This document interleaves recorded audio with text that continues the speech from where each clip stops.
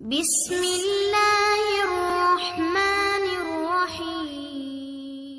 بیوی کا تعلق شوہر سے۔ ام المومنین حضرت عائشہ صدیقہ رضی اللہ تعالی عنہ کو مخاطب کر کے رسول اللہ صلی اللہ علیہ وسلم نے فرمایا: اے عائشہ، میں تمہاری ناراضگی اور خوشی کو پہچان لیتا ہوں۔ حضرت عائشہ رضی اللہ تعالی عنہ نے عرض کیا: یا رسول اللہ، آپ کیسے پہچان لیتے ہیں؟ رسول اللہ صلی اللہ علیہ وسلم نے فرمایا: جب تم خوش ہوتی ہو تو کہتی ہو ہاں محمد کے رب کی قسم، اور جب تم کسی بات سے ناراض ہو تو پھر میرا نام نہیں لیتی، ابراہیم کے رب کی قسم۔ حضرت عائشہ رضی اللہ تعالی عنہا نے عرض کیا: جی ہاں، ایسا ہی ہے، میری ناراضگی صرف نام لینے کی حد تک ہوتی ہے، جبکہ میرے دل میں وہی محبت اور تعلق ہوتا ہے، یعنی دل سے ناراض نہیں ہوتی۔ عورت کی اصلاح سب سے زیادہ اس کے شوہر سے ہوگی، بشرطے کہ مرد بھی نیکی کا راستہ اختیار کر لے۔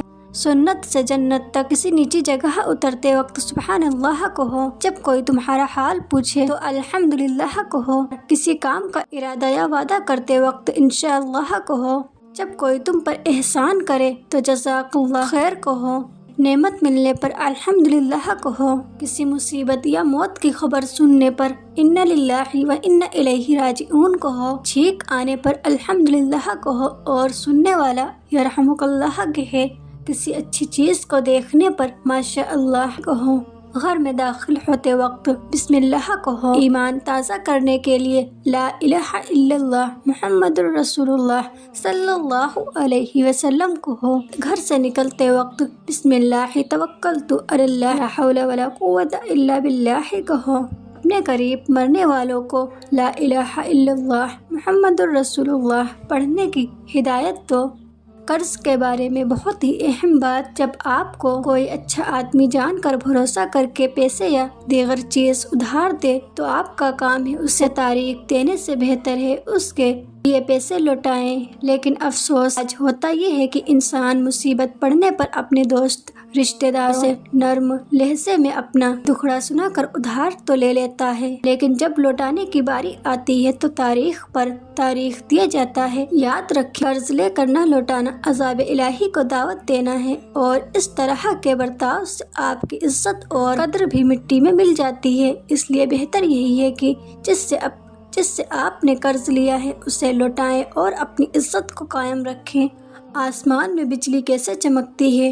اللہ کریم نے بادلوں کو چلانے کے لیے ایک فرشتہ مقرر فرمایا ہے، اور اس کے ہاتھ میں ایک بڑا کوڑا یعنی ہنٹر ہے۔ جب وہ کوڑا بادل کو مارتا ہے تو اس کی تری سے آگ جھڑتی ہے، اسی کا نام بجلی ہے۔ سائنس اگرچہ کچھ بھی کہیں، لیکن دنیا کا ہر کام اللہ کریم کے حکم اور اسی کے طریقے سے ہوتا ہے۔ ایک دفعہ حضور پاک صلی اللہ علیہ وسلم محفل میں بیٹھے تھے۔ حضور صلی اللہ علیہ وسلم نے فرمایا کہ جب تمہارے والد اور والدین کا انتقال ہو جائے، جب ان کو دفنایا جائے تو ان کو دفن کر کے ان کی قبر کے قریب بیٹھ کر اللہ پاک کا ذکر اتنی دیر کرو جتنی دیر ایک اونٹ کو ذبح کر کے تقسیم کیا جاتا ہے، کیونکہ جب دفن کیا جاتا ہے تو میت اس طرح پریشان ہوتی ہے جس طرح ایک آدمی سمندر کی لہروں کے بیچ ڈوب کے مر رہا ہو۔ جب ذکر کیا جاتا ہے اللہ کا تو میت پریشان نہیں ہوتی اور بہت خوش ہوتی ہے کہ میری اولاد نے میرا حق ادا کر دیا۔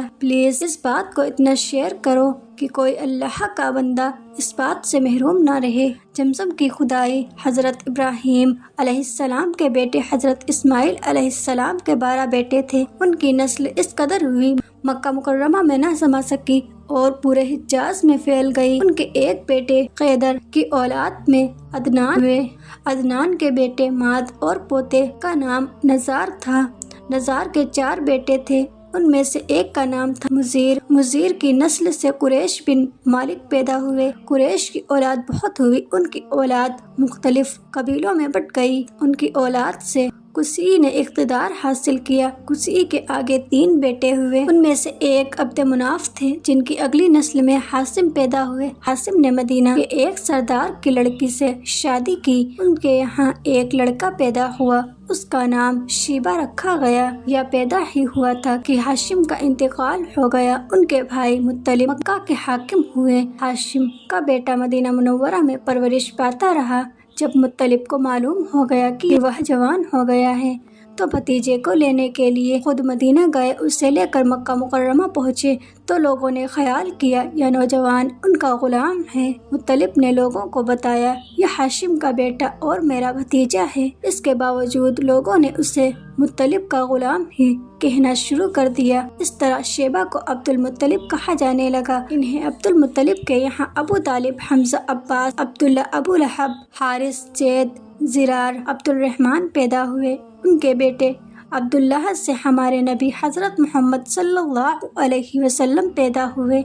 کثرت سے سجدہ کرنے کی فضیلت رسول اللہ صلی اللہ علیہ وسلم نے فرمایا، کثرت سے سجدہ کیا کرو، کیونکہ جب تم صرف اور صرف اللہ کے لیے سجدہ کرو گے تو اللہ تعالیٰ اس کے بدلے میں تمہارا ایک درجہ بلند کرے گا اور تمہارا ایک گناہ معاف کرے گا۔ توکل کا راستہ جانتے ہو، اللہ پر توکل کے بعد ہونے والے معجزے حقیقتاً ہوتے ہیں۔ جب تم مسلسل آسانی کی دعا مانگتے ہو، تمہیں کیا لگتا ہے کہ اللہ جواب نہیں دیتا؟ ارے جب تم دعا مانگتے ہو، اللہ تب کہیں کسی کے دل کو نرم کر رہا ہوتا ہے، کہیں کسی کے ذہن میں خیال ڈال رہا ہوتا ہے، غرض تمہارے لیے اسباب بنا رہا ہوتا ہے اور تمہیں لگتا ہے کہ تمہاری دعائیں رائگاں جا رہی ہیں۔ فرق بس اتنا ہے کہ اللہ جو تمہارے لیے کرتا ہے وہ تمہیں نظر نہیں آتا۔ اگر نظر آنے لگے یا تمہیں کسی طرح اللہ کے منصوبے کا علم ہو جائے تو ایمان کیسا تو آزمائش کیسی، بس توکل کی راہ پر چلتے رہو، کیونکہ یہ راہ بہت خوبصورت ہے، کیونکہ اس میں تمہارے ساتھ تمہارا رب ہے۔ کن سے فیکن و مقام، جہاں ہر قصہ ہر شے اپنی منزل پا لیتی ہے۔ تمہیں کیا لگتا ہے تم تو مانگ بھی نہیں سکو گے؟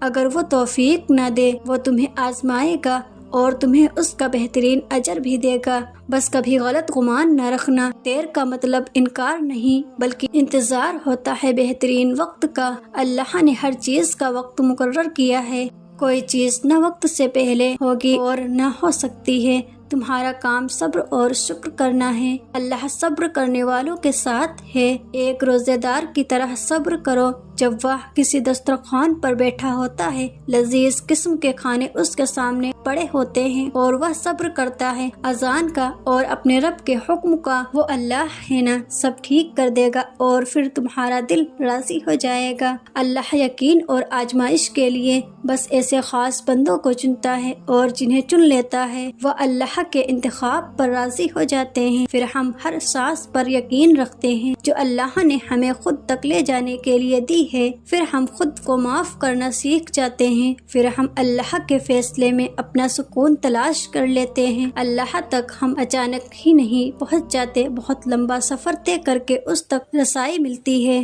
آمین یا رب العالمین، جزاک اللہ۔